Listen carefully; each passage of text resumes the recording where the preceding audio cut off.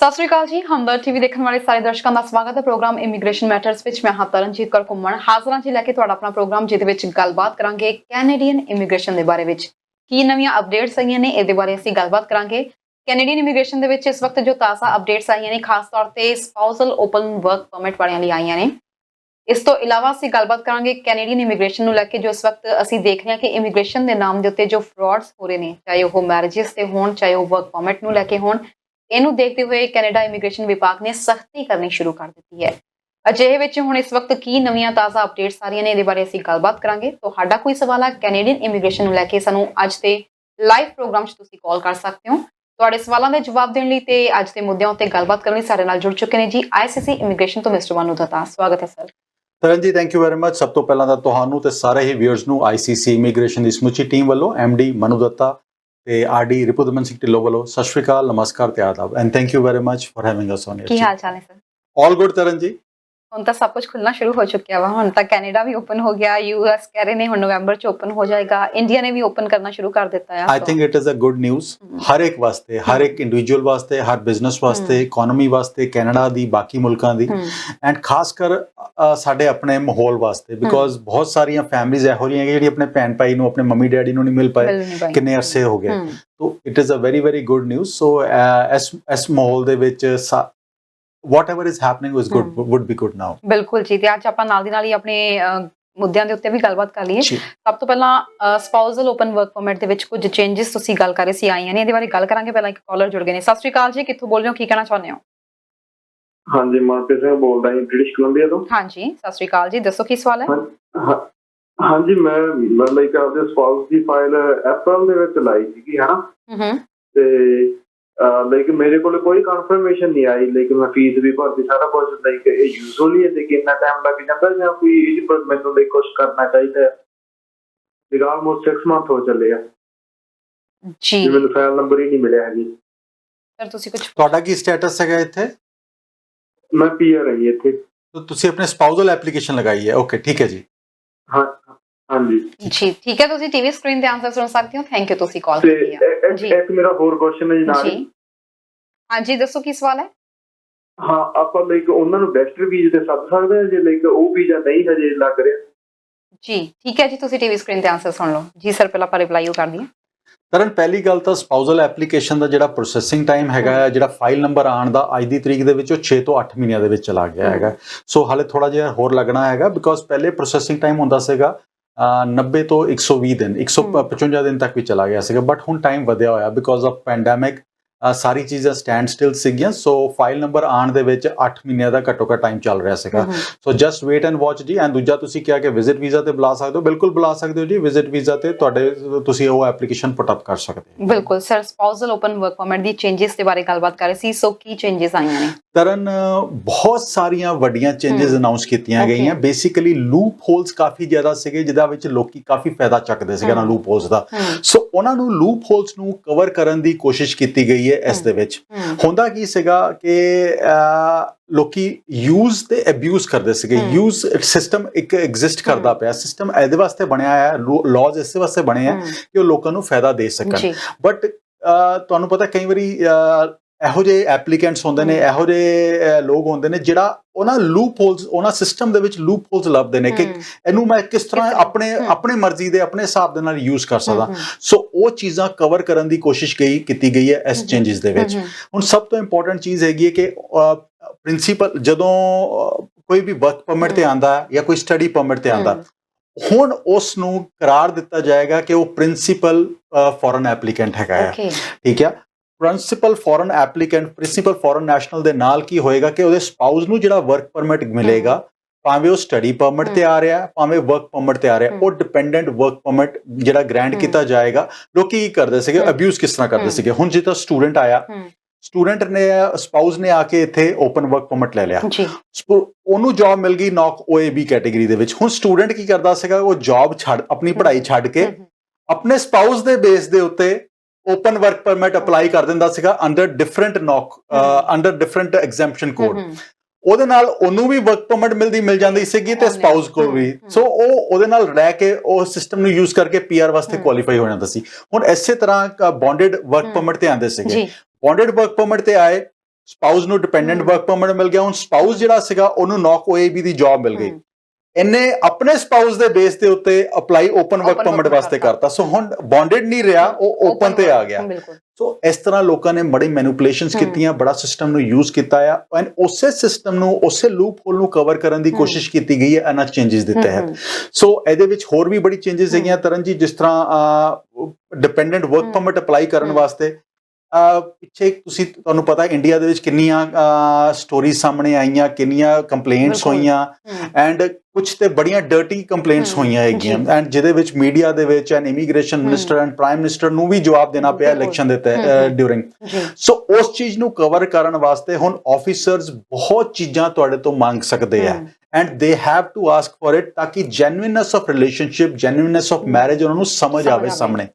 and ਉਹਦੇ ਵਾਸਤੇ ਹੁਣ it will not be a dependent open work permit, it will be more of a spousal application ਜਿਹਦੇ ਵਿੱਚ ਤੁਹਾਡਾ ਰਿਲੇਸ਼ਨਸ਼ਿਪ, ਤੁਹਾਡੇ ਪ੍ਰੂਫ, ਸਾਰੇ ਚੀਜ਼ਾਂ ਦੇਖੀਆਂ ਜਾਣਗੀਆਂ।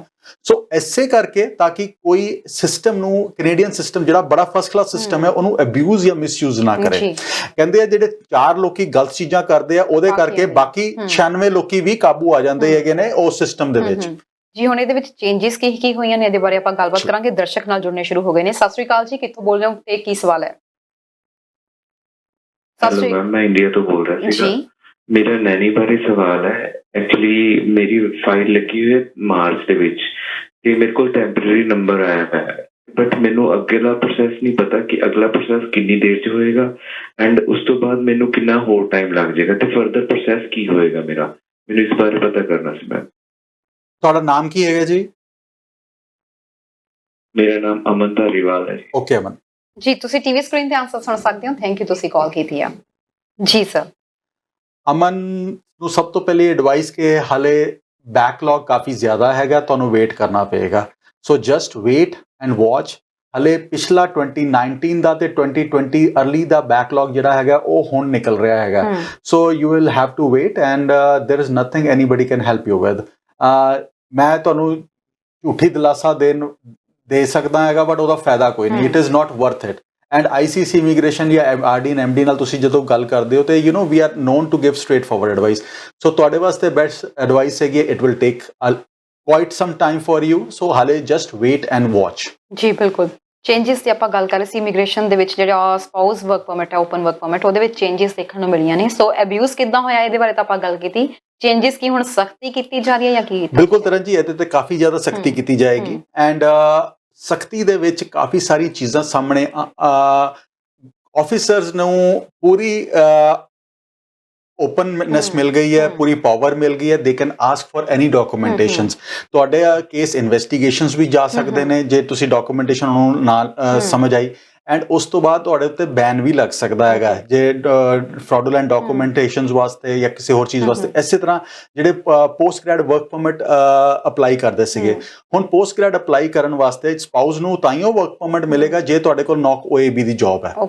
ਠੀਕ ਹੈ, ਤੇ ਨੌਕ OAB ਦੀ ਜੌਬ ਕਈ ਵਾਰੀ ਕੁਕਡ ਹੁੰਦੀਆਂ ਸੀਗੀਆਂ ਐਂਡ ਤੁਸੀਂ ਆਪਣੇ EMPLOYER ਤੋਂ ਲਿਖਾ ਕੇ ਲੈ ਲੈਂਦੇ ਸੀਗੇ ਕਿ ਮੇਰੇ ਕੋਲ ਜੌਬ ਨੌਕ OAB ਦੀ ਹੈ। ਹੁਣ ਉਹਦੇ ਵਾਸਤੇ ਵੀ ਆਫੀਸਰ ਤੁਹਾਨੂੰ ਇਨਫੋਰਮੇਸ਼ਨ ਲੈ ਸਕਦੇ ਨੇ, ਐਂਡ ਜੇ ਉਹਨਾਂ ਨੂੰ ਕਿਸੇ ਵੀ ਪਰਸਨ ਤੇ ਸ਼ੱਕ ਹੁੰਦਾ ਹੈਗਾ ਕਿ ਆਹ ਡਾਕੂਮੈਂਟੇਸ਼ਨਸ ਫੇਕ ਹੈਗੇ ਨੇ, ਤੁਹਾਡੇ ਤੇ ਮਿਸ ਰਿਪਰੈਜ਼ੈਂਟੇਸ਼ਨ ਦਾ ਐਂਡ ਉਸ ਤੋਂ ਬਾਅਦ ਬੈਨ ਵੀ ਲੱਗ ਸਕਦਾ ਹੈਗਾ।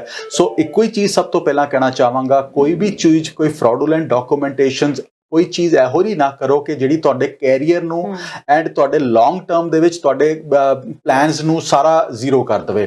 ਸੋ ਵਰਕ ਵੈਰੀ ਰਿਲੀਜੀਅਸਲੀ, ਆਪਣੇ ਪੂਰੇ ਸਿੰਸੀਅਰਿਟੀ ਨਾਲ ਕੰਮ ਕਰੋ, ਪੂਰੇ ਅੱਛੀ ਤਰ੍ਹਾਂ ਕੰਮ ਕਰੋ, ਐਂਡ ਕੋਈ ਵੀ ਚੀਜ਼ ਇਹੋ ਜਿਹੀ ਨਾ ਕਰੋ ਜਿਹੜੇ ਤੁਹਾਡੇ ਕੈਰੀਅਰ ਨੂੰ ਜਾਂ ਆਉਣ ਵਾਲੇ 20-25 ਸਾਲ ਨੂੰ ਖਰਾਬ ਕਰ ਸਕਦੀ ਹੈਗੀ। ਜੀ ਗੱਲ ਕਰਾਂਗੇ। ਨੈਕਸਟ ਕਾਲਰ ਜੁੜ ਗਏ ਨੇ। ਸਤਿ ਸ੍ਰੀ ਅਕਾਲ ਜੀ, ਕਿੱਥੋਂ ਬੋਲ ਰਹੇ ਹੋ, ਕੀ ਸਵਾਲ ਹੈ? ਹਾਂਜੀ, ਸਰੀ ਤੋਂ ਬੋਲ ਰਹੇ ਹਾਂ ਜੀ।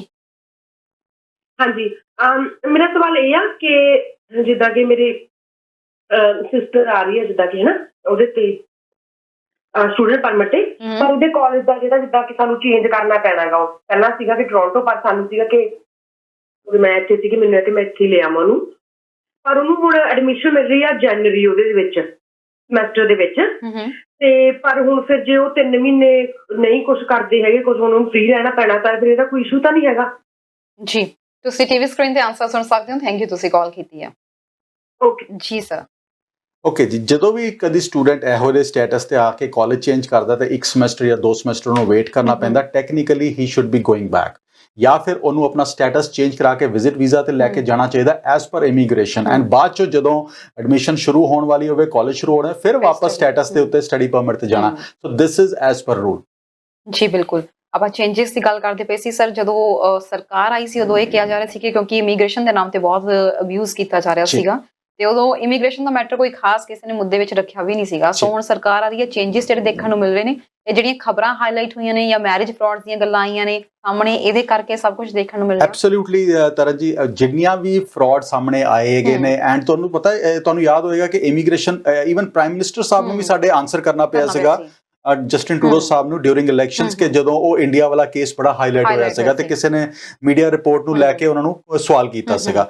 ਸੋ ਐਬਸੋਲੂਟਲੀ ਆ ਸਾਰੀਆਂ ਚੀਜ਼ਾਂ ਜਿਹੜੀਆਂ ਕੀਤੀਆਂ ਜਾ ਰਹੀਆਂ ਉਹਨਾਂ ਤਾਂ ਕਿ ਕਿਸੇ ਨੂੰ ਅੰਬੈਰਸਮੈਂਟ ਦਾ ਸਾਹਮਣਾ ਨਾ ਕਰਨਾ ਪਵੇ, ਕਿਸੇ ਮਿਨਿਸਟਰ ਨੂੰ, ਕਿਸੇ ਪ੍ਰਾਈਮ ਮਿਨਿਸਟਰ ਨੂੰ ਜਾਂ ਕਿਸੇ ਗਵਰਨਮੈਂਟ ਆਫੀਸ਼ੀਅਲਸ ਨੂੰ। ਜਿਹੜੇ ਫਰਾਡੂਲੈਂਟ ਚੀਜ਼ਾਂ ਹੈਗੀਆਂ ਜਾਂ ਫਰਾਡੂਲੈਂਟ ਐਕਟੀਵਿਟੀਜ਼ ਹੈਗੀਆਂ ਉਹਨੂੰ ਉੱਥੇ ਹੀ ਨੱਥ ਪਾਉਣ ਦੀ ਕੋਸ਼ਿਸ਼ ਕੀਤੀ ਜਾ ਰਹੀ ਹੈ ਸਾਰੇ ਚੇਂਜਸ ਦੇ ਤਹਿਤ। ਸਰ ਜਿਵੇਂ ਤੁਸੀਂ ਕਿਹਾ ਕਿ ਜਦੋਂ ਜਿਹੜਾ ਨੌਕਰੀ ਦੀਆਂ ਜੌਬਸ ਨੂੰ ਲੈ ਕੇ ਕਿ ਜਿਹੜਾ ਮੇਨ ਐਪਲੀਕੈਂਟ ਹੁੰਦਾ ਸੀ ਉਹ ਵੀ ਉਸ ਤੋਂ ਬਾਅਦ ਆਪਣੇ ਸਪਾਊਸ ਦੇ ਬੇਸ ਦੇ ਉੱਤੇ ਆਪਣੀ ਜਿਹੜਾ ਸਟੇਟਸ ਚੇਂਜ ਕਰ ਲੈਂਦਾ ਸੀ, ਕਿ ਇਹਦੇ ਵਿੱਚ ਵੀ ਕੋਈ ਤਬਦੀਲੀ ਲਿਆਂਦੀ ਗਈ ਹੈ ਕਿ ਆਪਣਾ ਸਟੇਟਸ ਉਹ ਚੇਂਜ ਨਹੀਂ ਕਰ ਸਕਣਗੇ? ਐਬਸੋਲੂਟਲੀ ਤਰਨ ਜੀ, ਉਹ ਪ੍ਰਿੰਸੀਪਲ ਐਪਲੀਕੈਂਟ ਜਿਹੜਾ ਹੈਗਾ ਉਹ ਉਹੀ ਰਹੇਗਾ ਜਿਹੜਾ ਪਹਿਲੇ ਆਇਆ ਹੈਗਾ। ਉਹਦੇ ਬੇਸ ਤੇ ਉਹਦੇ ਬੇਸ ਤੇ ਹੀ ਸਾਰੀ ਚੀਜ਼ਾਂ ਹੋਣਗੀਆਂ। ਹੁਣ ਬਾਕੀ ਚੀਜ਼ਾਂ ਚੇਂਜ ਨਹੀਂ ਹੋ ਸਕਣਗੀਆਂ। ਹੁਣ ਜਿਹੜਾ ਡਿਪੈਂਡੈਂਟ ਸਪਾਊਸ ਬਾਅਦ ਚੋਂ ਉਹ ਪ੍ਰਿੰਸੀਪਲ ਐਪਲੀਕੈਂਟ ਉਹ ਨਹੀਂ ਹੋ ਪਾਏਗਾ। ਜੀ ਗੱਲ ਕਰਾਂਗੇ, ਦਰਸ਼ਕ ਜੁੜ ਗਏ ਨੇ। ਸਤਿ ਸ਼੍ਰੀ ਅਕਾਲ ਜੀ, ਕਿੱਥੋਂ ਬੋਲ ਰਹੇ ਹੋ, ਕੀ ਸਵਾਲ ਹੈ? ਅਸੀਂ ਐਕਸਪਰਟ ਤੋਂ ਬੋਲਦੇ ਹਾਂ। ਕਹਿੰਦੇ ਸਤਿ ਸ੍ਰੀ ਅਕਾਲ ਨਾਲ। ਸਤਿ ਸ਼੍ਰੀ ਅਕਾਲ ਜੀ। ਸਤਿ ਸ਼੍ਰੀ ਅਕਾਲ ਨਾਲ। ਸਤਿ ਸ਼੍ਰੀ ਅਕਾਲ ਜੀ। ਸਤਿ ਸ਼੍ਰੀ ਅਕਾਲ ਜੀ ਹਾਂਜੀ, ਕੀ ਸਵਾਲ ਹੈ? ਸਾਡਾ ਸਵਾਲ ਇਹ ਆ ਵੀ ਇੰਡੀਆ ਤੋਂ ਮੇਰੀਆਂ ਪੋਤੀਆਂ ਦਾ ਵੀਜ਼ਾ ਲੱਗਾ ਆ, ਤਾਂ ਉਹਦੇ ਜਿਹੜੀ ਮੇਰੀ ਪੋਤੀ ਛੋਟੀ ਆ ਉਹਦੇ ਟੀਕੇ ਨਹੀਂ ਲੱਗੇ ਉੱਥੇ, ਜਿੱਦਾਂ ਉਹ 16 ਸਾਲਾਂ ਦੀ ਹੋ ਗਈ ਆ, ਹੋਣਾ ਆ 16 ਸਾਲਾਂ ਦੀ ਹਜੇ, ਤਾਂ ਉੱਥੇ ਉਹ ਟੀਕੇ ਲੱਗਣੇ ਸ਼ੁਰੂ ਨਹੀਂ ਹੋਏ। ਵੱਡੀ ਕੁੜੀ ਦੇ ਵੀ ਟੀਕੇ ਲੱਗੇ ਹੋਏ ਆ, 2 ਤਾਂ ਮੁੰਡੇ ਦੇ ਵੀ ਲੱਗੇ ਹੋਏ ਆ। ਛੋਟੀ ਕੁੜੀ ਬਾਰੇ ਦੱਸੋ ਵੀ ਉਹ ਕੀ ਹੋ ਸਕਦਾ ਆ ਟਰੈਵਲ ਕਰਨ ਨੂੰ ਲੈ ਕੇ? ਜੀ ਤੁਸੀਂ ਟੀਵੀ ਸਕਰੀਨ ਤੇ ਆਨਸਰ ਸੁਣ ਸਕਦੇ ਹੋ। ਥੈਂਕ ਯੂ, ਤੁਸੀਂ ਕਾਲ ਕੀਤੀ ਆ। ਜੀ ਸਰ। ਤਰਨ, ਇੱਥੇ ਜਿਹੜੇ 12 ਸਾਲ ਤੋਂ ਛੋਟੇ ਬੱਚੇ ਹੈਗੇ ਨੇ ਉਹਨਾਂ ਓਕੇ ਆਪਾਂ ਕਾਲ ਲੈ ਲਈ, ਫਿਰ ਆਪਾਂ ਕਰਾਂਗੇ। ਸਤਿ ਸ਼੍ਰੀ ਅਕਾਲ ਜੀ, ਕਿੱਥੋਂ ਬੋਲ ਰਹੇ ਹੋ, ਕੀ ਸਵਾਲ ਹੈ? ਹਾਂਜੀ ਸਤਿ ਸ਼੍ਰੀ ਅਕਾਲ ਜੀ, ਅਸੀਂ ਬ੍ਰੈਂਟਨ ਤੋਂ ਬੋਲ ਰਹੇ ਜੀ। ਜੀ ਦੱਸੋ ਜੀ। ਮੇਰਾ ਐਕਚੁਅਲੀ ਕੁਐਸਚਨ ਹੈ ਹਾਂਜੀ ਰਿਗਾਰਡਿੰਗ ਵਿਜ਼ਿਟਰ ਵੀਜ਼ਾਸ। ਮੇਰਾ ਬੇਟਾ ਛੋਟਾ 1 ਸਾਲ ਦਾ ਹੀ ਹੈ ਜੀ, ਉਹਨਾਂ ਦੇ ਨਾਲ ਮਤਲਬ ਮੈਂ ਇੰਡੀਆ ਜਾ ਰਹੀ ਹਾਂ ਜੀ, ਤੇ ਰੀਸੈਂਟਲੀ ਮੈਨੂੰ ਪਤਾ ਚੱਲਿਆ ਕਿ ਸਿਰਫ 3 ਮਹੀਨੇ ਦਾ ਹੀ ਵੀਜ਼ਾ ਮਿਲ ਰਹੇ ਨੇ। ਅਗਰ ਉੱਥੇ ਟਾਈਮ ਵੱਧ ਸਪੈਂਡ ਕਰਨਾ ਹੋਵੇ ਤਾਂ ਐਕਸਟੈਂਡ ਹੋ ਜਾਏਗਾ ਜਾਂ ਫਿਰ ਸਾਨੂੰ ਮੁੜਨਾ ਹੀ ਪੈਣਾ 3 ਮਹੀਨਿਆਂ ਦੇ ਵਿੱਚ? ਜੀ ਇੰਡੀਆ ਦਾ ਵੀਜ਼ਾ ਦੀ ਗੱਲ ਕਰ ਰਹੇ ਹੋ? ਜੀ ਇੰਡੀਆ ਦੀ ਗੱਲ ਕਰ ਰਹੇ ਹੋ ਨਾ ਤੁਸੀਂ? ਕੈਨੇਡਾ ਤੋਂ ਇੰਡੀਆ। ਜੀ ਹਾਂਜੀ, ਕੈਨੇਡਾ ਤੋਂ ਇੰਡੀਆ ਦਾ। ਜੀ ਠੀਕ ਹੈ ਜੀ, ਤੁਸੀਂ ਟੀਵੀ ਸਕਰੀਨ ਤੇ ਆਨਸਰ ਸੁਣ ਸਕਦੇ ਹੋ। ਥੈਂਕ ਯੂ, ਤੁਸੀਂ ਕਾਲ ਕੀਤੀ ਆ। ਸਤਿ ਸ਼੍ਰੀ ਅਕਾਲ ਜੀ, ਕਿੱਥੋਂ ਬੋਲ ਰਹੇ ਹੋ, ਕੀ ਸਵਾਲ ਹੈ? ਹੈਲੋ, ਹਾਂਜੀ ਸਤਿ ਸ਼੍ਰੀ ਅਕਾਲ ਜੀ, ਅਸੀਂ USA ਤੋਂ ਬੋਲ ਰਹੇ ਹਾਂ। ਮੈਂ ਐਕਚੁਅਲੀ ਆਪਣੀ ਭਾਣਜੇ ਵਾਸਤੇ ਪੁੱਛਣਾ ਚਾਹੁੰਦੀ ਹਾਂ। ਉਹ ਉੱਥੇ ਉਹਨਾਂ ਦਾ ਇੰਡੀਆ 'ਚ ਹੈਗੀ ਹੈ ਤੇ ਉਹਦੇ ਹਸਬੈਂਡ ਉਹਨਾਂ ਦਾ ਆਪਣਾ ਉਹਦੇ ਪਾਰਲਰ ਦਾ ਕੰਮ ਹੈਗਾ, ਵੀ ਦੋਨੋਂ ਜਿਹੜੇ ਉਹ ਕੰਮ ਕਰਦੇ ਆ, ਤੇ ਉਹਨਾਂ ਨੇ ਕਟਿੰਗ ਸਾਰੇ ਸਰਟੀਫਿਕੇਟ ਲਏ ਹੋਏ ਨੇ ਵੀ ਉਹ ਆਉਣਾ ਚਾਹੁੰਦੇ ਆ ਇੱਧਰ ਕੈਨੇਡਾ ਵਿੱਚ। ਉਹ ਕਿਸ ਤਰ੍ਹਾਂ ਮਤਲਬ ਕਿ ਉਹਨਾਂ ਨੂੰ ਹੈਗਾ ਉਹਨਾਂ ਵਾਸਤੇ ਕਿਸ ਤਰ੍ਹਾਂ ਕਰਨ, ਆਈਐਲਟਸ ਕਰਨ, ਕਿਸ ਤਰ੍ਹਾਂ ਦੇ ਵਰਕ ਪਰਮਿਟ ਕਿਵੇਂ ਆਉਣਾ? ਕਿੰਨੀ ਏਜ ਹੈ ਜੀ, ਕੀ ਐਜੂਕੇਸ਼ਨ ਹੈ ਉਹਨਾਂ ਦੀ? ਐਜੂਕੇਸ਼ਨ ਜੀ ਮੇਰੀ ਭਾਣਜੀ ਦੀ BA ਹੈ, ਉਹਨਾਂ ਦੋਨਾਂ ਦੀ BA ਹੈ ਐਕਚੁਅਲੀ, ਤੇ ਉਹਨਾਂ ਦਾ ਏਜ 31 ਹੈ ਤੇ 34। ਜੀ ਤੁਸੀਂ ਟੀਵੀ ਸਕਰੀਨ ਤੇ ਆਨਸਰ ਸੁਣ ਸਕਦੇ ਹੋ। ਥੈਂਕ ਯੂ ਕਾਲ ਕਰਨ ਲਈ। ਸਰ ਐਬਰਟਸਫੋਰਡ ਤੋਂ ਪਹਿਲਾਂ ਕਾਲ ਆਈ ਸੀ, ਜਿਹਨਾਂ ਨੇ ਕਿਹਾ ਸੀ ਕਿ ਵੈਕਸੀਨ ਨਹੀਂ ਲੱਗੀ ਹੋਈ ਪੋਤੀਆਂ ਦੀ। ਓਕੇ ਤਰਨ, ਇਹਦੇ ਉੱਤੇ ਵੀ ਰੂਲਸ ਹੈਗੇ ਨੇ ਐਂਡ ਇਹਨਾਂ ਨੂੰ ਸਭ ਤੋਂ ਬੈਸਟ ਹੈਗਾ ਕਿ ਟਰੈਵਲ ਏਜੰਸੀ ਨੂੰ ਕਿਸੇ ਨੂੰ ਕੰਸਲਟ ਕਰਨ ਜਿਨ੍ਹਾਂ ਤੋਂ ਟਿਕਟ ਲੈ ਰਹੇ ਨੇ, ਤਾਂ ਕਿ ਉਹਨਾਂ ਨੂੰ ਐਗਜ਼ੈਕਟ ਗਾਈਡੈਂਸ ਮਿਲ ਸਕੇ। ਇਹਦੇ ਚ ਰੂਲਸ ਕੀ ਹੈਗੇ ਨੇ ਕਿ ਜੇ ਤੇ ਪੇਰੈਂਟਸ ਨਾਲ ਟਰੈਵਲ ਕਰ ਰਹੇ ਨੇ ਜਾਂ ਜਿਹੜੇ ਗਾਰਡੀਅਨ ਨਾਲ ਟਰੈਵਲ ਕਰ ਰਿਹਾ, ਜੇ ਉਹ ਵੈਕਸੀਨੇਟਿਡ ਹੈਗਾ ਆ ਤੇ ਬੱਚਾ ਨਾਲ ਨਿਕਲ ਸਕਦਾ ਹੈਗਾ ਆ, ਐਂਡ ਉਹਨੂੰ 14 ਦਿਨ ਦਾ ਉਹਨਾਂ ਨੂੰ ਕੁਆਰੰਟਾਈਨ ਵਗੈਰਾ ਦਾ ਹੈਗਾ ਆ, ਉਹ ਉਹਨਾਂ ਨੂੰ ਪੁੱਛਣਾ ਪੈਣਾ ਹੈਗਾ। ਐਂਡ ਬਟ ਯੈਸ, ਉਹ ਚੀਜ਼ਾਂ ਫੋਲੋ ਕਰਨੀਆਂ ਪੈਣੀਆਂ। ਬਟ ਕੈਨੇਡਾ ਦੇ ਵਿੱਚ ਤਾਂ ਹੁਣ 12 ਸਾਲ ਤੱਕ ਤਾਂ ਸਾਰੀਆਂ ਵੈਕਸੀਨਸ 12 ਸਾਲ ਤੋਂ ਉੱਪਰ ਤੇ ਲੱਗ ਗਈਆਂ ਹੈਗੀਆਂ ਜੀ। ਸੋ ਇਹ ਚੇਂਜਸ ਤੁਹਾਨੂੰ ਬੈਸਟ ਹੈਗਾ ਜੀ ਕਿ ਟਰੈਵਲ ਏਜੰਸੀ ਨੂੰ ਤੁਸੀਂ ਕੰਟੈਕਟ ਕਰੋ ਤਾਂ ਕਿ ਤੁਹਾਡੇ ਕੋਲ ਡਾਇਰੈਕਟ ਇਨਫੋਰਮੇਸ਼ਨ ਆ ਸਕੇ ਜੀ ਉਸ ਤੋਂ ਬਾਅਦ ਬ੍ਰੈਂਪਟਨ ਤੋਂ ਕਾਲਜ ਜਿਨ੍ਹਾਂ ਨੇ ਕਿਹਾ ਸੀ ਕੈਨੇਡਾ ਤੋਂ ਇੰਡੀਆ ਜਿਨ੍ਹਾਂ ਨੇ ਟਰੈਵਲ ਕਰਨਾ ਹੈ ਉਹ ਇਹਨਾਂ ਨੂੰ ਵੀ ਇੰਡੀਅਨ ਗਵਰਨਮੈਂਟ ਤੋਂ ਇਨਫੋਰਮੇਸ਼ਨ ਲੈਣੀ ਪਈ ਜੀ ਤੇ we won't be able to answer that at this. ਜੀ ਉਸ ਤੋਂ ਬਾਅਦ ਸੀ ਜਿਨ੍ਹਾਂ ਨੇ ਕਾਲ ਕੀਤੀ ਸੀ ਕਿ ਹਸਬੈਂਡ ਵਾਈਫ ਇੱਥੇ ਆਉਣਾ ਚਾਹੁੰਦੇ ਨੇ, ਸਾਲੋਨਾ ਇੰਡੀਆ ਦੇ ਵਿੱਚ ਉਹਨਾਂ ਦਾ, ਤੇ ਗ੍ਰੈਜੂਏਟ ਨੇ ਦੋਵੇਂ ਜਣੇ 31 ਸਾਲ ਤੇ 34 ਸਾਲ ਉਮਰ ਹੈ। ਤਰ੍ਹਾਂ ਇਹਨਾਂ ਕੋਲ 2-3 ਆਪਸ਼ਨਸ ਹੋ ਸਕਦੀਆਂ। Study permit can be one option, ਜੇ ਇੱਥੇ ਆ ਕੇ ਆਪਣੇ ਉਸੇ ਖੇਤੇ ਨੂੰ ਅੱਗੇ ਵਧਾਉਣਾ ਚਾਹੁੰਦੇ ਨੇ, ਉਹਦੀ ਮੈਨੇਜਮੈਂਟ ਵਾਸਤੇ ਕੋਈ ਕੋਰਸਿਸ ਕੁਝ ਦੇਖ ਲੈਣ, ਕੋਈ ਬਿਜ਼ਨਸ ਐਕਸਪੈਂਸ਼ਨਸ ਦਾ ਦੇਖ ਲੈਣ, ਤੇ ਉਹ ਇੱਕ ਚੀਜ਼ ਹੈਗੀ ਹੈ। ਦੂਸਰਾ, ਜੇ ਉਹਨਾਂ ਨੂੰ ਵਰਕ ਪਰਮਿਟ ਮਿਲ ਜਾਂਦਾ ਹੈਗਾ ਆ, LMIA ਕਿਸੇ ਤੋਂ ਮਿਲ ਜਾਂਦਾ ਹੈ, ਤੇ ਵਰਕ ਪਰਮਿਟ ਤੇ ਉਹ ਆ ਸਕਦੇ ਨੇ ਇੱਥੇ, ਐਂਡ ਇਵੈਂਚੁਅਲੀ ਉਹਨਾਂ ਵਾਸਤੇ PNP ਵਾਲੀਆਂ ਆਪਸ਼ਨਸ ਐਗਜ਼ਿਸਟ ਕਰਨਗੀਆਂ। ਬਿਲਕੁਲ ਸਰ, ਆਪਾਂ ਵਾਪਸ ਆਪਣੇ ਟੌਪਿਕ ਦੇ ਉੱਤੇ ਆਈਏ। ਜਿਹੜਾ ਤੁਸੀਂ ਕਿਹਾ ਸੀ ਕਿ ਮੇਨ ਐਪਲੀਕੈਂਟ ਹੀ ਜਿਹੜਾ ਹੈ ਉਸ ਤੋਂ ਬਾਅਦ ਫਾਈਲ ਲਗਾ ਸਕਦਾ, ਸੋ ਇਸ ਤਰੀਕੇ ਨਾਲ ਜਿਹੜਾ ਫਰਾਡ ਉਹਨੂੰ ਰੋਕਣ ਦੀ ਕੋਸ਼ਿਸ਼ ਕੀਤੀ ਜਾ ਰਹੀ ਹੈ। ਜੇ ਕੱਲ ਨੂੰ ਆਪਸ ਦੇ ਵਿੱਚ ਕੋਈ ਐਵੇਂ ਦੀ ਅਬਿਊਜ਼ ਵਾਲਾ ਸਿਸਟਮ ਹੁੰਦਾ ਹੈ, ਇਹਦੇ ਨਾਲ ਅਬਿਊਜ਼ ਵੀ ਵਧੇਗਾ ਰਿਲੇਸ਼ਨਸ਼ਿਪ ਦੇ ਵਿੱਚ, ਕਿ ਇਹਦੇ ਬਾਰੇ ਵਿੱਚ ਵੀ ਕੋਈ ਫਿਰ ਅਬਿਊਜ਼ ਦੀ ਜਗ੍ਹਾ ਮੇਰੇ ਅਕੋਰਡਿੰਗ ਤੇ ਅਬਿਊਜ਼ ਘਟੇਗਾ। ਉਹਦਾ ਰੀਜ਼ਨ ਹੈਗਾ ਕਿ ਜਦੋਂ ਕੋਈ ਫਰਾਡੂਲੈਂਟ ਚੀਜ਼ ਇਹੋ ਜਿਹੀ ਸਾਹਮਣੇ ਆ ਗਈ ਤੇ ਮਿਸ ਰਿਪਰੈਜ਼ੈਂਟੇਸ਼ਨ ਲੱਗ ਕੇ ਤੁਹਾਡਾ ਕੇਸ ਹੀ ਸਾਰਾ ਖਤਮ ਕਰ ਦੇਣਾ। ਗੱਲ ਕਰਾਂਗੇ ਇਹਦੇ ਬਾਰੇ, ਦਰਸ਼ਕ ਜੁੜ ਗਏ ਨੇ। ਸਤਿ ਸ਼੍ਰੀ ਅਕਾਲ ਜੀ, ਕਿੱਥੋਂ ਬੋਲ ਰਹੇ ਹੋ ਤੇ ਕੀ ਸਵਾਲ ਹੈ? ਅਸੀਂ ਟੋਬਿਕੋ ਤੋਂ ਹੀ ਬੋਲਦੇ ਹਾਂ ਜੀ। ਜੀ ਤੇ ਮੇਰੀ ਨਾ ਪੋਤੀ ਸਵਾਲ ਕੀਤੀ ਹੋਈ ਹੈ, ਇੱਥੋਂ ਹੀ ਅਪਲਾਈ ਆ ਗਿਆ ਹੋਮ ਕੇਅਰ ਤੇ, ਹੈ ਨਾ ਜੀ, ਤੇ ਉਹਦਾ ਹਜੇ 5 ਮਹੀਨੇ ਹੋ ਗਏ, ਕੋਈ ਪਤਾ ਨਹੀਂ ਟੈਂਪਰੇਰੀ ਨੰਬਰ ਵੀ ਨਹੀਂ ਆਇਆ ਹੈਗਾ ਹਜੇ। ਕੇਅਰ ਗਿਵਰ ਦੀ ਫਾਈਲ ਲੱਗੀ ਹੋਈ ਹੈ ਤੁਹਾਡੀ ਪੋਤੀ ਦੀ? ਹਾਂਜੀ ਲੱਗੀ ਹੋਈ ਹੈ ਜੀ, ਮੇਰੀ ਪੋਤੀ ਦੀ ਹੋਈ। ਉਹ ਇੰਡੀਆ ਚ ਹੈਗੇ ਨੇ ਹਲੇ? ਹਾਂਜੀ, ਉਹ ਇੰਡੀਆ ਚ ਨੇ। ਠੀਕ ਹੈ ਜੀ। ਜੀ ਤੁਸੀਂ ਟੀਵੀ ਸਕਰੀਨ ਤੇ ਆਨਸਰ ਸੁਣ ਸਕਦੇ ਹੋ। ਥੈਂਕ ਯੂ, ਤੁਸੀਂ ਕਾਲ ਕੀਤੀ ਹੈ ਜੀ ਸਰ। ਇਹ ਸੇਮ ਕੁਐਸਚਨ ਹੈ ਜੀ, ਇੱਕ ਐਪਲੀਕੈਂਟ ਨੇ ਪਹਿਲੇ ਵੀ ਕਾਲ ਕਰਕੇ ਸੇਮ ਚੀਜ਼ਾਂ ਪੁੱਛੀਆਂ ਸੀਗੀਆਂ। ਜਿਹੜਾ ਹਲੇ ਪ੍ਰੋਸੈਸਿੰਗ ਡਿਲੇਡ ਹੈਗੀ ਹੈ, ਹਲੇ 2019 2020 ਦੀਆਂ ਫਾਈਲਾਂ ਪ੍ਰੋਸੈਸ ਹੋ ਰਹੀਆਂ, ਸੋ 2021 ਤੇ ਆਉਂਦੇ ਹਲੇ ਟਾਈਮ ਲੱਗੇਗਾ। ਐਂਡ ਹਲੇ ਪਿਛਲਾ ਬੈਕਲੌਗ ਤਕਰੀਬਨ by the end of this year government election ਜਿਹੜੀਆਂ ਵਿੱਚ ਆ ਗਈਆਂ, ਉਹਨੇ ਕਾਫੀ ਚੀਜ਼ਾਂ ਹੋਲਡ ਤੇ ਪਾਤੀਆਂ, ਬਟ ਹਾਲੇ ਟਾਈਮ ਲੱਗੇਗਾ ਜੀ ਤੁਹਾਨੂੰ। You will have to be patient and wait and watch. ਜੀ ਅਬਿਊਜ਼ ਦੀ ਅਸੀਂ ਗੱਲ ਕਰ ਰਹੇ ਸੀ ਕਿ ਰਿਲੇਸ਼ਨਸ਼ਿਪ ਦੇ ਵਿੱਚ ਕਿ ਇਹਨਾਂ ਕੇਸਿਸ ਦੇ ਨਾਲ ਇਹ ਵੱਧ ਸਕਦੇ ਆ ਜਾਂ ਘਟ ਸਕਦੇ ਆ? ਤਰਨ ਮੇਰੇ ਅਕੋਰਡਿੰਗ ਇਹਦੇ ਨਾਲ ਅਬਿਊਜ਼ ਘਟੇਗਾ। ਉਹਦਾ ਰੀਜ਼ਨ ਹੈਗਾ ਕਿ ਫਰਾਡੂਲੈਂਟ ਵਾਲੇ ਕੇਸਿਸ ਜੇ ਕੋਈ ਵੀ ਸਾਹਮਣੇ ਆਉਂਦੇ ਆ, 20 ਸਾਲ ਦੀ 21 ਸਾਲ ਦੀ ਕਿਸੇ ਦੀ ਉਮਰ ਹੈਗੀ ਤੇ ਫਰਾਡੂਲੈਂਟ ਡਾਕੂਮੈਂਟੇਸ਼ਨ ਜਾਂ ਫਰਾਡੂਲੈਂਟ ਮੈਰਿਜ ਜਾਂ ਫਰਾਡੂਲੈਂਟ ਡਾਕੂਮੈਂਟੇਸ਼ਨਸ ਪੁੱਟ ਅਪ ਕੀਤੀਆਂ ਹੋਈਆਂ, ਤੇ ਜੇ ਉਹ ਆਫੀਸਰ ਸਾਹਮਣੇ ਲੈ ਆਂਦਾ ਹੈਗਾ ਤੇ ਤੁਹਾਡੇ ਉੱਤੇ ਤੇ ਮਿਸ ਰਿਪਰੈਜ਼ੈਂਟੇਸ਼ਨ ਲੱਗ ਕੇ ਤੁਹਾਡੇ ਤੇ ਬੈਨ ਲੱਗ ਜਾਣਾ ਹੈਗਾ। ਤੁਹਾਡਾ ਅੱਗੇ ਤੁਸੀਂ ਆ ਕੇ ਇੱਥੇ ਰਹਿਣਾ ਚਾਹੁੰਦੇ ਹੋ, ਤੁਸੀਂ ਇੱਥੇ ਸਾਰੀ ਚੀਜ਼ਾਂ ਕਰਨਾ ਚਾਹੁੰਦੇ ਹੋ, ਤੇ ਉਹ ਤੁਹਾਡੀ ਸਾਰੀ ਚੀਜ਼ਾਂ ਮਿੱਟੀ ਤੇ ਜਾ ਸਕਦੀਆਂ ਹੈਗੀਆਂ। ਸੋ ਕੋਈ ਵੀ ਇਹੋ ਜਿਹੀ ਚੀਜ਼ ਨਾ ਕਰੋ, ਕੋਈ ਵੀ ਇਹੋ ਜਿਹਾ ਝੂਠਾ ਡਾਕੂਮੈਂਟੇਸ਼ਨਸ, ਫੇਕ ਮੈਰਿਜ ਤੋਂ ਬਹੁਤ ਦੂਰ ਰਹੋ, ਬਿਕੋਜ਼ ਇੱਕ ਵੀ ਕੰਪਲੇਂਟ ਨੂੰ ਬੜੀ ਸੀਰੀਅਸਲੀ ਲਿੱਤਾ ਜਾਏਗਾ। ਐਂਡ ਆਫੀਸਰਸ ਇਸ ਟਾਈਮ ਤੇ they are ready to ask you any and all information regarding your relationships. And ਜੇ ਕਿਤੇ ਵੀ ਉਹਨਾਂ ਨੂੰ ਭਣਕ ਲੱਗਦੀ ਹੈ ਕਿ ਝੂਠੀ ਹੈਗੀ ਹੈ ਜਾਂ ਫਰਾਡੂਲੈਂਟ ਹੈਗੀ ਹੈ, ਤੇ it will be end of Canadian things for you.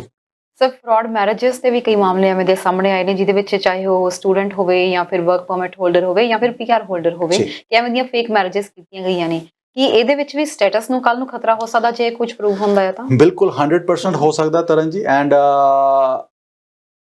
ਜਿੰਨਾ ਇਹ ਚੀਜ਼ਾਂ ਹਾਈਲਾਈਟ ਹੋਈਆਂ ਇਲੈਕਸ਼ਨਸ ਦੇ ਡਿਊਰਿੰਗ ਪਿਛਲੇ 5 ਮਹੀਨਿਆਂ ਦੇ ਵਿੱਚ, ਆਈ ਥਿੰਕ, ਐਂਡ ਖਾਸ ਕਰ ਉਹ 2-3 ਕੇਸਿਸ ਤੋਂ ਲੈ ਕੇ ਉਸ ਤੋਂ ਬਾਅਦ ਕਿੰਨੇ ਹਜ਼ਾਰ ਕੇਸਿਸ ਦੀ ਕੰਪਲੇਂਟ ਹੋਈ ਇੰਡੀਆ ਦੇ ਵਿੱਚ। ਸੋ ਉਹ ਸਾਰੀ ਚੀਜ਼ਾਂ ਨੇ ਗਵਰਨਮੈਂਟ ਨੂੰ ਆ ਸਾਰੇ ਸਟੈਪਸ ਲੈਣ ਵਾਸਤੇ ਮਜਬੂਰ ਕੀਤਾ। ਇਹ ਇਕੱਲਾ ਹਿੰਦੁਸਤਾਨ ਦੇ ਨਾਲ ਨਹੀਂ ਹੈਗਾ, ਬਟ ਹਿੰਦੁਸਤਾਨ ਦਾ ਹਾਈਲਾਈਟ ਜ਼ਿਆਦਾ ਹੋਇਆ। ਸੋ ਬਾਕੀ ਵੀ ਚੀਜ਼ਾਂ ਸੀਗੀਆਂ, ਬਟ ਯੈਸ ਆ ਸਾਰੀ ਚੀਜ਼ਾਂ ਨੇ ਗਵਰਨਮੈਂਟ ਨੂੰ ਸਟੈਪਸ ਲੈਣ ਤੇ, ਇਮੀਗ੍ਰੇਸ਼ਨ ਨੂੰ ਸਟੈਪਸ ਲੈਣ ਤੇ ਮਜਬੂਰ ਕੀਤਾ ਹੈਗਾ ਜੀ। ਸਰ ਕੁਝ ਐਡਸ ਵੀ ਇੰਡੀਆ ਦੇ ਵਿੱਚ ਇਹੋ ਜਿਹੀਆਂ ਚੱਲਦੀਆਂ ਨੇ, ਸਾਨੂੰ ਵੀ ਕੁਝ ਵਿਊਅਰਸ ਨੇ ਐਵੇਂ ਦੀਆਂ ਐਡਸ ਭੇਜੀਆਂ ਸੀ, ਜਿਹਦੇ ਵਿੱਚ ਖਾਸ ਤੌਰ ਤੇ ਲਿਖਿਆ ਹੁੰਦਾ ਕਿ ਕੈਨੇਡਾ ਦੇ ਵਿੱਚ ਫਾਰਮ ਵਰਕਰਸ ਦੀ ਜਾਂ ਫਿਰ ਵੇਅਰ ਹਾਊਸ ਵਰਕਰਸ ਦੀ ਜ਼ਰੂਰਤ ਹੈਗੀ ਹੈ, ਖਾਣ ਪੀਣ ਉੱਥੇ ਰਹਿਣ ਸਹਿਣ ਤੁਹਾਨੂੰ ਫ੍ਰੀ ਚ ਦਿੱਤਾ ਜਾਏਗਾ ਤੇ ਵਧੀਆ ਤੁਹਾਨੂੰ ਸੈਲਰੀ ਦਿੱਤੀ ਜਾਏਗੀ। ਨੀਚੇ ਇੱਕ ਸਿਰਫ ਕੰਟੈਕਟ ਨੰਬਰ ਲਿਖਿਆ ਹੁੰਦਾ, ਜਿਹਦੇ ਚ ਕੋਈ ਵੀ ਜੌਬ ਕਿੱਥੇ ਹੈ, ਕੰਪਨੀ ਦਾ ਕੀ ਨਾਮ ਹੈ, ਕੁਝ ਨਹੀਂ ਮੈਂਸ਼ਨ ਹੁੰਦਾ। ਤਰਨ ਜੀ ਐਸੇ ਨੂੰ ਘੋਸਟ ਕੰਸਲਟੈਂਟਸ ਕਹਿੰਦੇ ਹੈਗੇ, ਤੇ ਐਂਡ ਗਵਰਨਮੈਂਟ ਜਿਹੜੀ ਇਸ ਟਾਈਮ ਤੇ ਜਿਹੜੇ ਚੇਂਜਸ ਲੈ ਕੇ ਆ ਰਹੀ ਹੈ, ਐਂਡ ਈਵਨ ਕੰਸਲਟੈਂਟਸ ਉੱਤੇ ਜਿਹੜੇ ਚੇਂਜਸ ਲੈ ਕੇ ਆ ਰਹੀ ਹੈ, ਇਹ ਕਾਫੀ ਸਾਰੇ ਸਟਰੋਂਗ ਹੈਗੇ ਨੇ।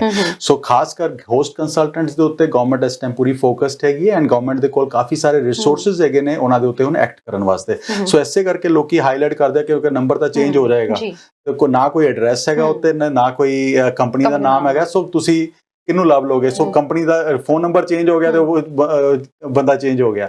ਸੋ ਲੋਕੀ ਹੋਸਟ ਕੰਸਲਟੈਂਟਸ ਜਿਹੜੇ ਹੈਗੇ ਨੇ, ਉਹ ਕੱਲ ਨੂੰ ਪੈਸੇ ਲੈ ਕੇ ਵੀ ਤੁਹਾਡਾ ਵੀ ਕੇਸ ਗੈਪ ਹੋ ਸਕਦੇ ਨੇ। ਸੋ ਇਹੋ ਜਿਹੇ ਬੰਦੇ ਨਾਲ ਡੀਲ ਨਾ ਕਰੋ ਜੀ। ਐਂਡ ਜਿਹੜੇ ਆਥੋਰਾਈਜ਼ਡ ਕੰਸਲਟੈਂਟਸ ਹੈਗੇ ਨੇ, ਲਾਇਰਸ ਹੈਗੇ ਨੇ ਜਿਹੜੇ ਇਮੀਗ੍ਰੇਸ਼ਨ ਨਾਲ ਡੀਲ ਕਰਦੇ ਨੇ, ਕੈਨੇਡਾ ਤੋਂ ਮਨਜ਼ੂਰ ਹੈਗੇ ਨੇ, ਸਿਟੀਜ਼ਨਸ਼ਿਪ ਐਂਡ ਇਮੀਗ੍ਰੇਸ਼ਨ ਤੋਂ ਮਨਜ਼ੂਰ ਹੈਗੇ ਨੇ, ਜਾਂ ICCRC ਮੈਂਬਰਸ ਹੈਗੇ, ਉਹਨਾਂ ਨਾਲ ਡੀਲ ਕਰੋ ਤਾਂ ਕਿ there is some authenticity at the back. ਬਿਲਕੁਲ ਗੱਲ ਕਰਾਂਗੇ। ਦਰਸ਼ਕ ਤੋਂ ਹੋਰ ਜੁੜ ਗਏ ਨੇ। ਸਤਿ ਸ਼੍ਰੀ ਅਕਾਲ ਜੀ, ਕਿੱਥੋਂ ਬੋਲ ਰਹੇ ਹੋ, ਕੀ ਸਵਾਲ ਹੈ? ਹਾਂਜੀ, ਸਤਿ ਸ਼੍ਰੀ ਅਕਾਲ ਜੀ। ਸਤਿ ਸ਼੍ਰੀ ਅਕਾਲ ਜੀ। ਆਪਣੇ ਤਰਨਜੀਤ ਵੀ ਸਤਿ ਸ਼੍ਰੀ ਅਕਾਲ। ਸਤਿ ਸ਼੍ਰੀ ਅਕਾਲ ਜੀ। ਦਾਦਾ ਕੋ ਵੀ ਸਤਿ ਸ਼੍ਰੀ ਅਕਾਲ ਜੀ ਭੈਣ ਜੀ, ਸਤਿ ਸ਼੍ਰੀ ਅਕਾਲ ਜੀ। ਅਸੀਂ ਮੇਰੀ ਨੋ ਇੰਡੀਆ ਆ, ਉਹਦੀ ਬੇਟੀ 5 ਸਾਲ ਦੀ ਆ ਤੇ ਉਹਦੇ ਮੰਮੀ ਡੈਡੀ ਕੈਨੇਡਾ 'ਚ ਆ ਤੇ ਭਰਾ ਭਰਜਾਈ ਸਾਰੀ ਫੈਮਿਲੀ ਕੈਨੇਡਾ 'ਚ ਆ।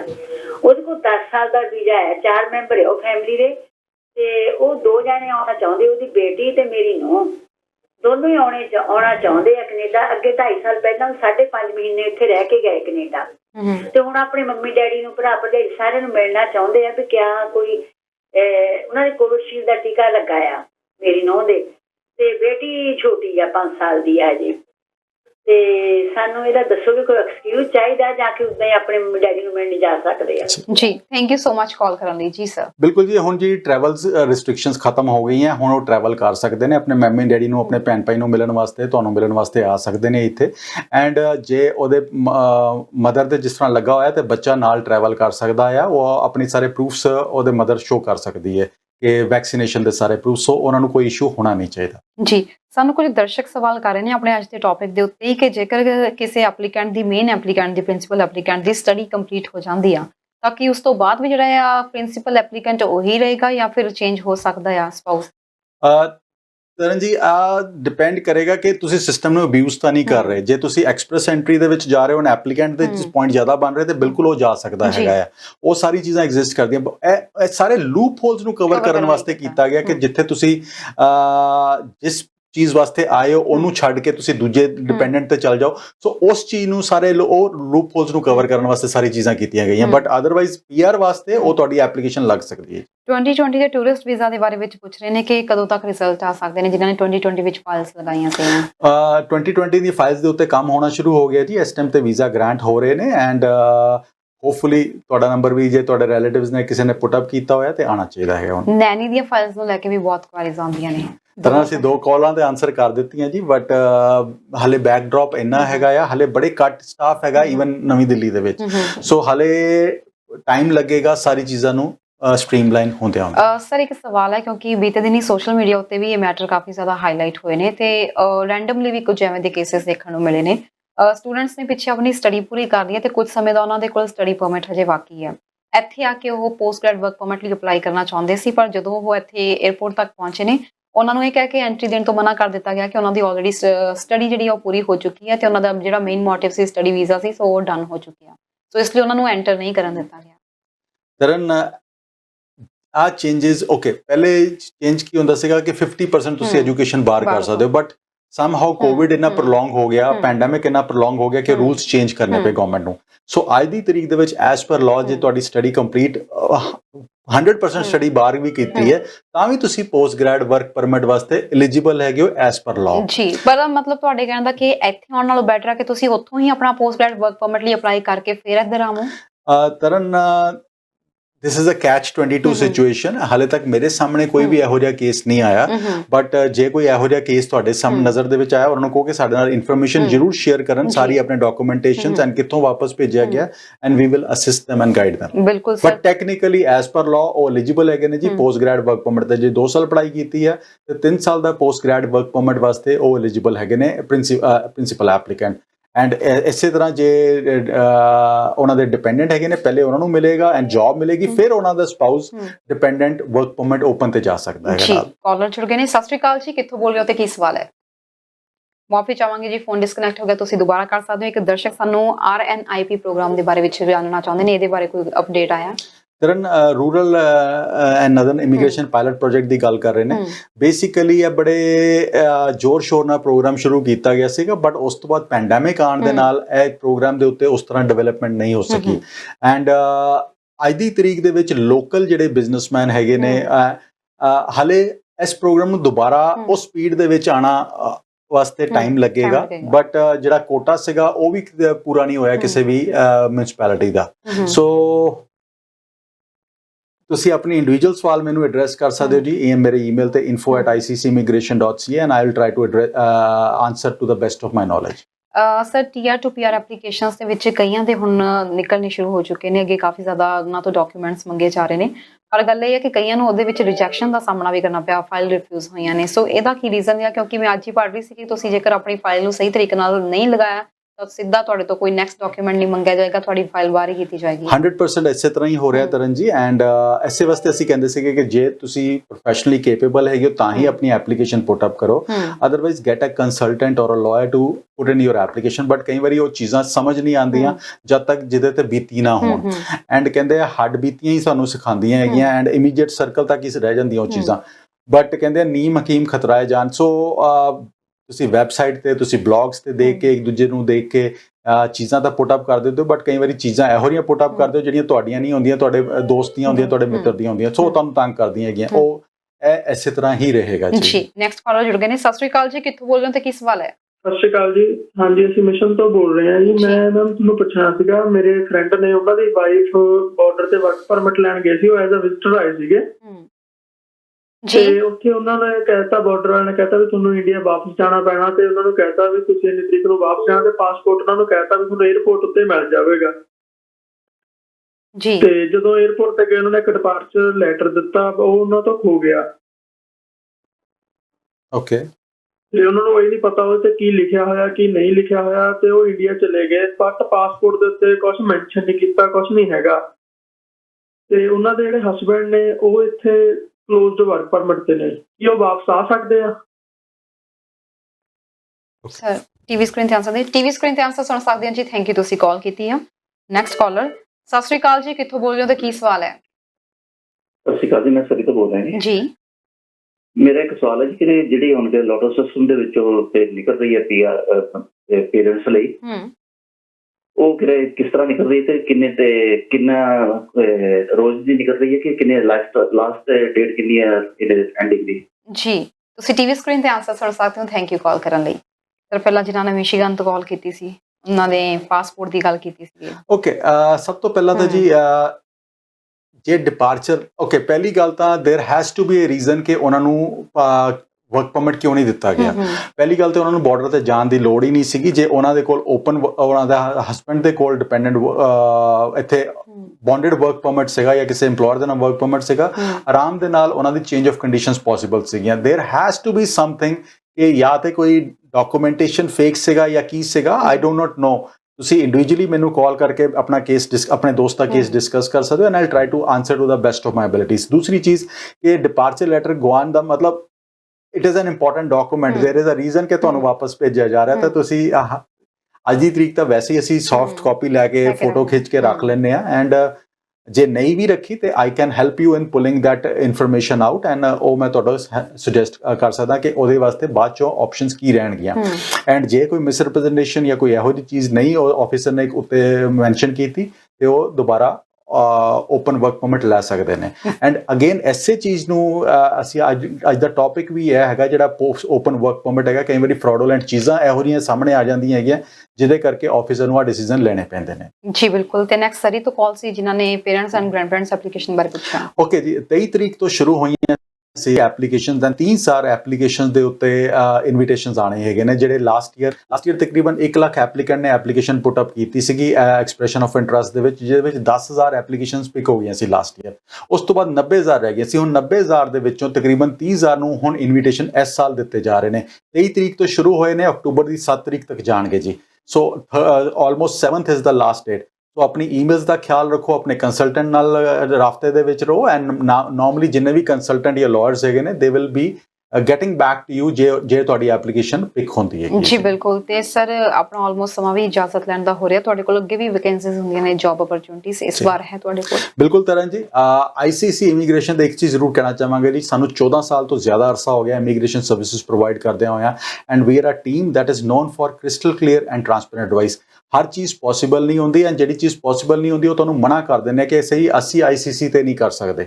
ਐਂਡ ਅੱਜ ਦੀ ਤਰੀਕ ਦੇ ਵਿੱਚ ਓਪਨਿੰਗਸ ਦੀ ਗੱਲ ਕਰੀਏ, ਹੌਸਪਿਟੈਲਿਟੀ ਸੈਕਟਰ ਦੇ ਵਿੱਚ ਸਾਡੇ ਕੋਲ ਅੱਜ ਵੀ ਓਪਨਿੰਗਸ ਹੈਗੀਆਂ। ਜੇ ਤੁਹਾਡੇ ਕੋਲ ਹੌਸਪਿਟੈਲਿਟੀ ਦਾ ਐਕਸਪੀਰੀਅੰਸ ਹੈਗਾ ਆ, we have options that might work for you. And ਜੇ ਤੁਸੀਂ ਆਸਟ੍ਰੇਲੀਆ ਨਿਊਜ਼ੀਲੈਂਡ ਦਾ ਤੁਹਾਡੇ ਕੋਲ ਐਕਸਪੀਰੀਅੰਸ ਹੈਗਾ, ਉੱਥੇ ਪੜ੍ਹਾਈ ਕੀਤੀ ਹੋਈ ਹੈ, ਯੂਰੋਪੀਅਨ ਐਕਸਪੀਰੀਅੰਸ ਹੈਗਾ, ਦੁਬਈ ਦਾ ਮਿਡਲ ਈਸਟ ਦਾ ਐਕਸਪੀਰੀਅੰਸ ਹੈਗਾ, ਘੱਟੋ ਘੱਟ ਗ੍ਰੇਡ 12 ਹੈਗੀ ਹੈ ਤੇ ਤੁਸੀਂ ਵਰਕ ਪਰਮਿਟ ਤੇ ਆ ਕੇ ਤੁਹਾਡੇ ਕੋਲ ਪੀਐਨਪੀ ਦੀਆਂ ਆਪਸ਼ਨਸ ਪੀਆਰ ਵਾਸਤੇ ਵੀ ਬਣੀਆਂ ਰਹਿਣਗੀਆਂ ਇਸ ਪ੍ਰੋਗਰਾਮ ਦੇ ਤਹਿਤ। ਸੋ ਇਮੀਗ੍ਰੇਸ਼ਨ ਦੀ ਐਡਵਾਈਸ ਲੈਣਾ ਚਾਹੁੰਦੇ ਹੋ ਐਂਡ ਬਿਜ਼ਨਸਮੈਨ ਹੈਗੇ ਹੋ, ਉਹ ਆਪਣੀ ਆਪਸ਼ਨਸ ਦੇਖਣਾ ਚਾਹੁੰਦੇ ਹੋ, there are lot of options that can be worked out for you. तो डिटेल्स वास्ते अपनी डिटेल्स साडे नाल शेयर करो, ईमेल करो या फोन नंबर सानू कॉल कर दिओ या व्हाट्सएप ते सानू रीच आउट कर सकदे हो and we will speak the options you have, we'll discuss the options we would have, we consider you would have in these categories. So email ID हैगी जी info@iccimmigration.ca या फिर फोन नंबर ते हैगा 9054612424 and WhatsApp number हैगा 6478509000। जी बिल्कुल, ਤੇ sir ਬਹੁਤ ਬਹੁਤ ਸ਼ੁਕਰੀਆ ਪ੍ਰੋਗਰਾਮ 'ਚ ਸਾਥ ਦੇਣ ਲਈ, ਨਵੀਂ ਜਾਣਕਾਰੀ ਦੇਣ ਲਈ। Thank you very much Taran ji. तो दोस्तों इसी साडा programme immigration matters mister Manu Dutta नाल तुसीं अपनी प्रोफाइल डिस्कस करना चाਹੁੰਦੇ हो ਤਾਂ ਉਹਨਾਂ ਨੂੰ ਉਹਨਾਂ ਦੇ ਨੰਬਰ ਤੇ ਉੱਤੇ ਕੰਟੈਕਟ ਕਰ ਸਕਦੇ ਹੋ। ਫਿਲਹਾਲ ਪ੍ਰੋਗਰਾਮ ਦੇਖਣ ਲਈ ਬਹੁਤ ਬਹੁਤ ਧੰਨਵਾਦ। ਦੇਖਦੇ ਰਹੋ ਹਮਦਰਦ ਟੀਵੀ। ਸਤਿ ਸ਼੍ਰੀ ਅਕਾਲ।